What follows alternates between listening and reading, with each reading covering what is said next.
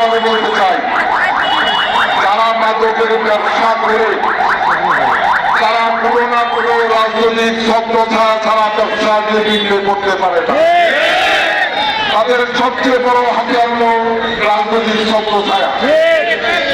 যারা বিগত আওয়ামী লীগের 17 বছরে মাদকের ব্যবসার সাথে জড়িত ছিল, ব্যবসা করেছে, তারা এখন রাজনৈতিক ছত্রছায়া পরিবর্তন করে আমার ধারণা বিএনপির কোনো না কোনো নেতার ছত্রছায়া নেওয়ার দরকার।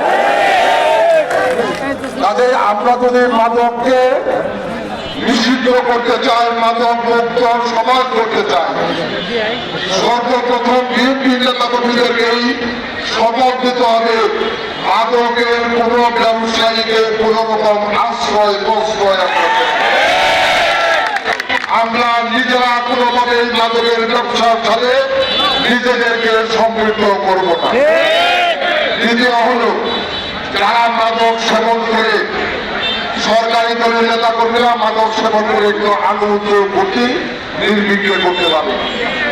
সরকারি দল আসলে মনে হয় যে একটু ভোটে আনন্দ ভর্তি করছি, যারা মাদক খায় না তারাও ওই আনন্দের মাদক খাওয়ার চেষ্টা করে।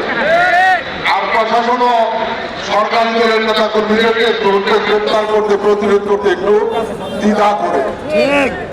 কাজেই বিএনপি নেতাকর্মী, অঙ্গ সব নেতাকর্মীদেরকে আগের শপথ দিতে হবে যে আমরা কেউ মাদক সেবন করব।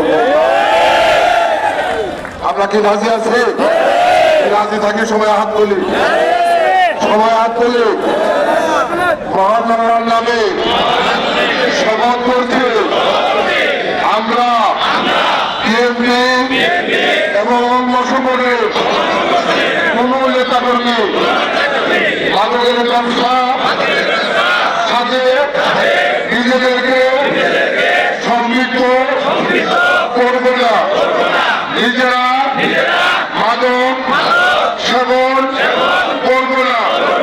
মাদকের বিরুদ্ধে আমরা নিজের সর্বস্ব দিয়ে প্রতিরোধ করে তুলব।